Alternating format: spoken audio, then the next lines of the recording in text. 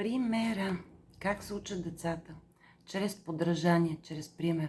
Може да говорите до безкрай какво трябва, какво не трябва. Ти не трябва да лъжеш, ти трябва да станеш да си оправиш кревата, ти трябва да си измиеш чиниите след като се нахраниш, трябва да изхвърлиш боклука. Но, примерно, ако имате син и той трябва. Той обаче гледа примера на бащата. И ако бащата се прибира от работа, хвърля си нещата някъде, сяда или ляга на дивана, дига краката, щрака по дистанционното и казва: "Пилей, какво ще вечеряме тази вечер?"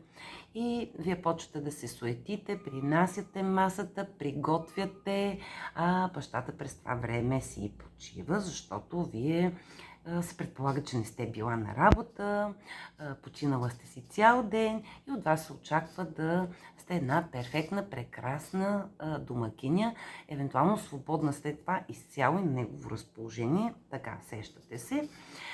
И това вашия син го гледа.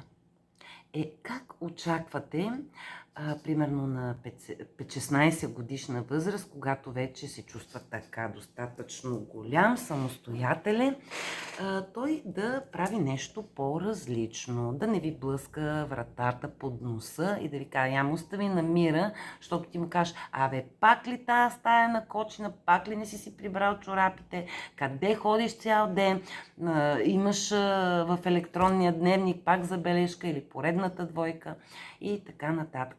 А за малките деца, там е най-опасно, защото големия вече, това неговото поведение е следствие от много години гледане, наблюдаване, попиване. Но 1, 2, 3 годишно дете, което, да речем, даже и не може добре да говори, седи там, блъска си количките или си гледа на таблетчето, на телефончето някаква игра, а вие съвсем наблизко, може даже и в съседната стая да сте, но то винаги намира начин да ви чуе какво си говорите по телефона. Примерно, планирали сте, ето сега, 1 март, все още е работен ден, но съм сигурна, че много от хората по стар навик ще си съчетаят почивните дни и в понеделник включително трябва да фъснат някъде на почивка. Личния лекар, приятели, познати, болничния, хоп, готово, вие сте си уредили почивката.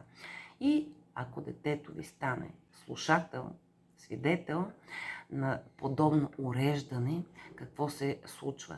То чува: "О, да, не съм добре, аз тук 3 дена ще си взема болничен, да, честит празник, всичко добро, като се оправиш, дойда на работа."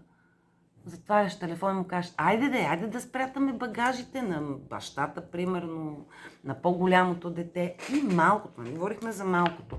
То чува всичко това. Логически то не може да направи връзката, не може да си направи логическите изводи, но попива картинката, попива лъжата. И утре, ама съвсем с чисто сърце, и вас ще ви излъжи. И вие му шатвете един шамар, защото лъже.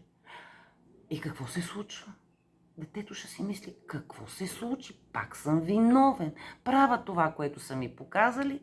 Мама Патица излюпва патенцата и тръгва към водата. И ония след нея цъка в бойна редица. И правят каквото мама Патица прави. Това правят и нашите деца. Каквото ние правиме, и те го правят. И повярвайте, това е копи-пейст. Една абсолютна попивателна до към 3-та година. След това започват нещата да загробяват. Влага се и характер, влага се темперамент, влага се натрупания опит и започва един естествен процес на отделяне от родителския авторитет, и след 7-та година вече стават много трудни нещата. Така че внимавайте какво правите. Внимавайте какво говорите в присъствие на децата. И не си мислете, че като са малко по-далече от вас, но са във вашето полезрение, те са глухи и слепи. Всичко чуват, всичко запомнят без да искат.